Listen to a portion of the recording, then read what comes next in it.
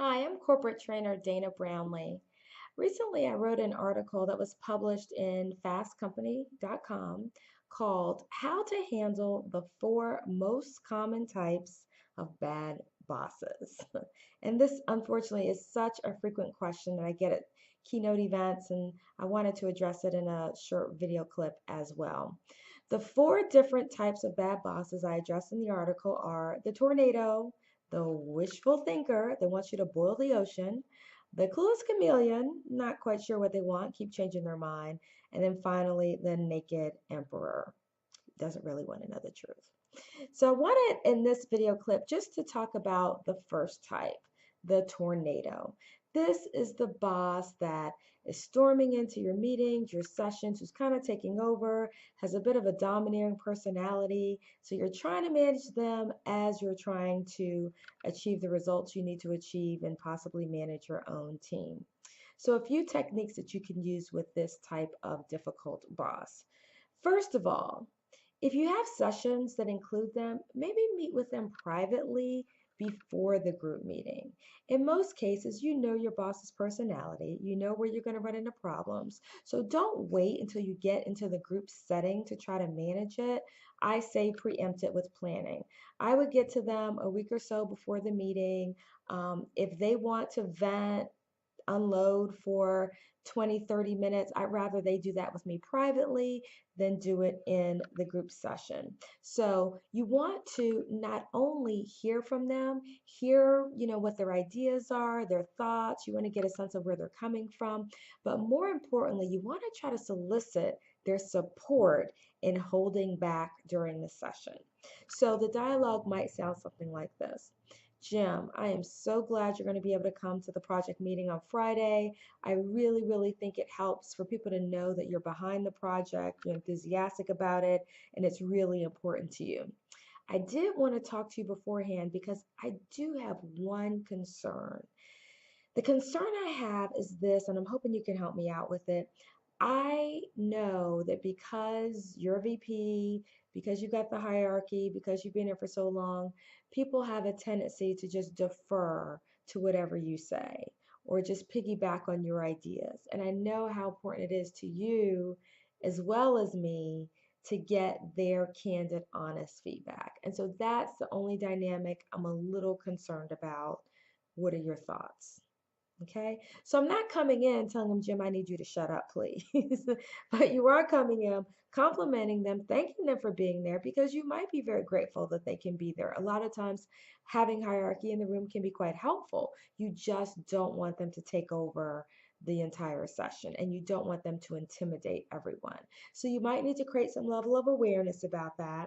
And I prefer to just ask them for their thoughts, their ideas because then they come up with a solution. They might say something like, well, you know what, Dana? Well, why don't I just sit in for the first 15 minutes? I'm busy that day and then, I can just go on. So I can kind of come in, do my thing, but then I can let you take the meeting from there.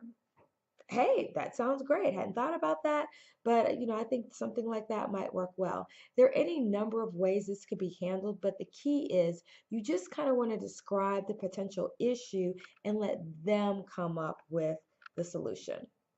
Another technique that you might use, let's say you didn't have that pre-meeting and you get in the session and oh my goodness, the wheels are coming off the wagon. They are really starting to dominate and they may not realize that. There are a few things you can do. One, you can just stand up. As soon as you stand up, you do regain control of the session, but that's only temporary. So you have to figure out what you're going to do from there. Secondly, you can decide to enforce a facilitation technique or decide to use a facilitation technique. One of my favorites in this sort of setting would be round robin. So I might stand up and interject and say something like this.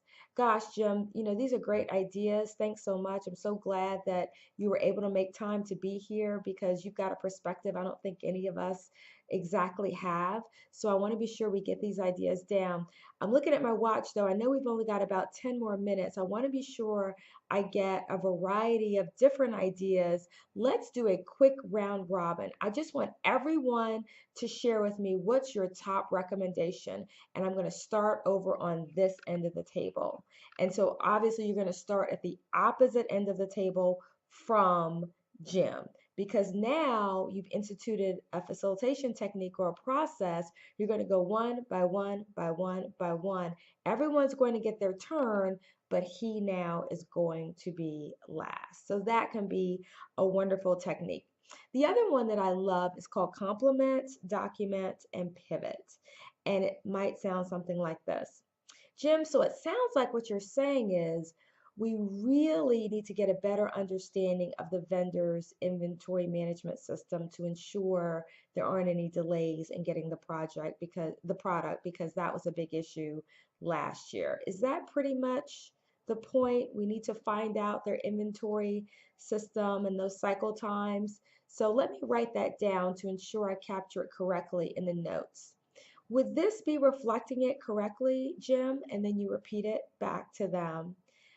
Sure. Well, now that we're clear on that, what I'd love to do is hear from Mandy and also hear from Mark to get the perspective from marketing and see if you guys have any thoughts on Jim's comment about the inventory management or any other ideas that might relate specifically to marketing.